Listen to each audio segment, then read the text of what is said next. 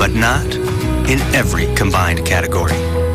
The one, 15. the Accord sedan. Stand by to roll away. For Ready, great trans, leases text and low through, music under Todd's financing, mic. visit your Honda dealer or shophonda.com. Trans. Roll away. Mike, Todd, music. Now at 6, Ready, it was roll, like a ready, shootout in the old Wild West. Terrified witnesses duck for cover as police trade gunfire with 2 suspected robbers. Here directly from the self-proclaimed pervert who admits hiding out in a porta-potty to spy on women using the restroom. And before he can catch his first pass in a Browns uniform, a draft pick gets caught by police for breaking the law 93 times. Angelica.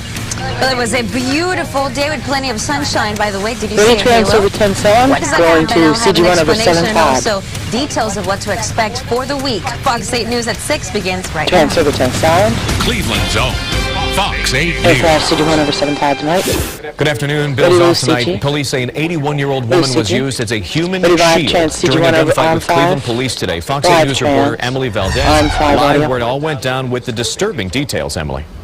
It's kind of hard to believe, Todd. Police say that 2 young men robbed this family dollar store about 9 o'clock in the morning while there were employees and customers inside. And police showed up while the robbery was in progress. And that's when a 16-year-old gunman reportedly took an elderly woman hostage and opened fire on police. Emily, sound, take a sound for ready, CG1, insert CG1. A bunch of people started running out, like with their hands up, like don't shoot. Terrifying moments at the Family Dollar on Payne and East 34th Street Sunday just after 9 a.m. A massive gun battle erupted after Cleveland police say 2 young armed gunmen robbed the store with employees and customers inside. Police say one of the robbers came out of the store and he had an elderly woman in his arm like this, using her as a human shield as he shot at police officers. Ready, CG1, insert CG1. At the police. Lose CG. Ready, CG1, insert CG. Start shooting at the police. Lose CG. When he start shooting at the police, they start shooting back. I looked, jumped out the van and started running. And before I could run, I heard them start shooting again at them. And they started shooting back. Then when I ran a little bit, I turned around, I seen the lady laying in front of the garbage can. This elderly woman, who you can see walks with a cane, fell and an officer ran in and pulled her to safety. The 16-year-old gunman ran back into the store, then surrendered. He came out, I guess, put his weapon down and whatnot. Police say the other shooter got away by putting on a red Family Dollar shirt and posing as an employee. Some guy in a red shirt, they said, freeze, lay down. He lifted his shirt up, I ain't got nothing, and ran in between the Family Dollar and this house right here. Scores of people saw the gunfight unfold and heard dozens of shots. At least about 40. At least. I heard Thank you, at least 20 thank you, Jesus, I ain't get shot. Take a look, you can see a bullet hole in this police car. But amazingly, no police officers or innocent bystanders were hit by the bullets. Thank you, Jesus, I ain't get shot. Take CG1 over 5. And there were quite a few people out here when it happened. In the meantime, police believe the gunman that got away may have been hit by one of the bullets. If you have any information about this robbery, police want you to give them a call. Back to you, Todd. Emily Valdez, live on Payne Avenue. Emily, thank you for that report. Kill Emily. New information about a police-involved shooting on Cleveland's east side. A rally was held this afternoon outside the Shell station at East 93rd and Kinsman. It was at that gas station last Monday that Cleveland police say 23-year-old Zier Bowman tried to run from officers.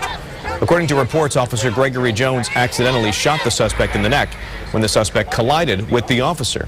Family members say they've talked with witnesses that say Dier didn't collide with the officer, but instead an officer chased him down. Well, C-Sound is off C-Sound for. True for what happened Monday over at that gas station with the truth. We want the truth. You know, I don't want them covering up nothing. We just want justice.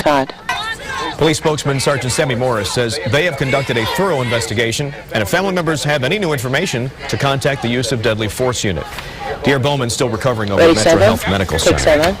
Well, a pair of Lorraine teenagers in trouble tonight. They're accused of vandalizing a park that some consider hallowed ground.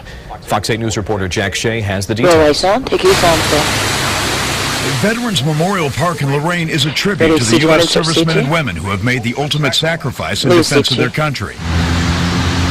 When 60-year-old Don Addy visits the park across the street from Lorraine City Hall and Police Department, he thinks of his 98 comrades from Lorraine County who never made it home from Vietnam. It's a hard feeling to explain, but it's a bit of a knot in your stomach. okay, and an ache in your heart, and that so many lives were given up, in the past, and are continuing to be given up for that sacrifice today. In May, vets and those who admire their service were angered when they discovered that Memorial Park had been vandalized. Some of the displays had been damaged, and graffiti had been scrawled throughout the park. Well, that is a total disrespect, and it's like a slap in the face, because them folks gave their lives for these people. To come in here and to vandalize this is totally wrong.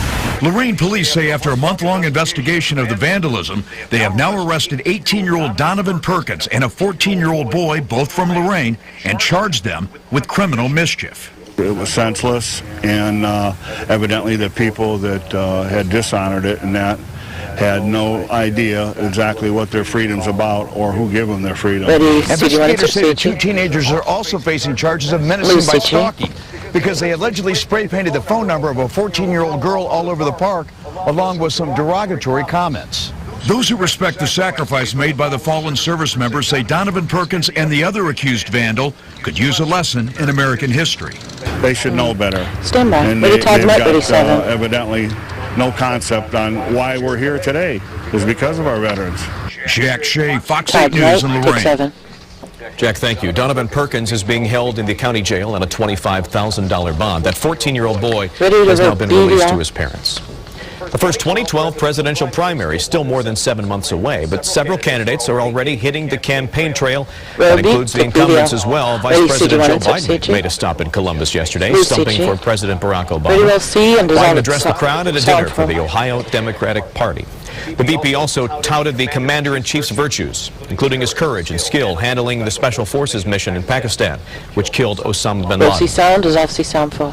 That he's not only smart, but that he has a backbone like a ramrod, and when America's interest is at stake, he's willing to risk everything about himself to protect America. And he did it, and it was his decision.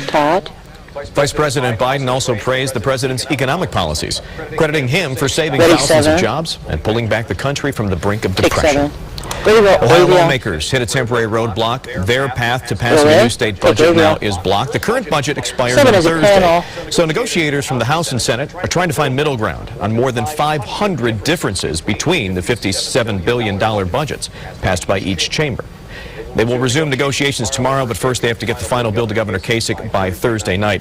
That is the deadline. Ohio's unemployment rate continues to go down, and there's more good news for job seekers.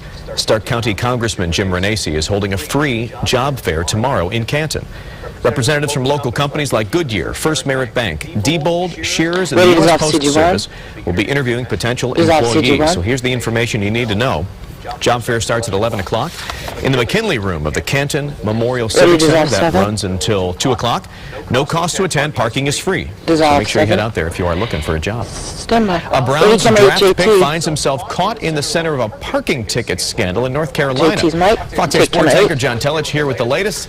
93, huh? Wow, that's a huge. That is a huge number, Todd. The Browns draft pick Greg Little was among a group of 8 football players who accumulated 317 parking tickets that were uncovered in documents requested by the media outlets down there covering this ongoing NCAA probe at North Carolina. Little, the Browns' second-round pick, had 93 citations over a 3-year period. The fines involved multiple automobiles and 9 different license plates. So let's adjust our time now that players might be away for the summer. You come up with the fact that Little was averaging about almost a citation a week.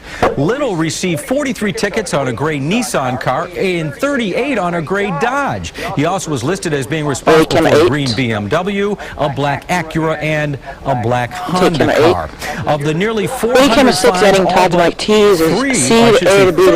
have been repaid by those. The school has said that players don't receive special treatment when it comes to parking and that they are expected to pay their parking fines like any other student.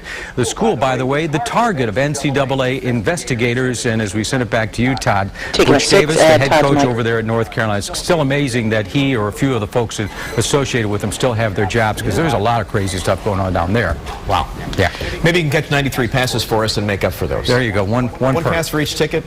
That might make it up. That's a nice trade-off. JT, thank you very much. Still ahead tonight, thousands of homes underwater in North Dakota. Some much-needed relief is on the way. The river finally starting to crest there, and the wall of water is slowly receding. Plus, tragedy at a nursing home. See what happened when an elderly driver put the wrong pedal to the metal. How much would you pay for a single photograph of a notorious criminal? The price tag may surprise you. We'll talk about painting the town blue, find out why one of the world's largest cities smurfed into a Smurf village for a day. Well, we are expecting a few thunderstorms, but overall, this upcoming week brings really good news. Stay tuned for the 8 days coming up.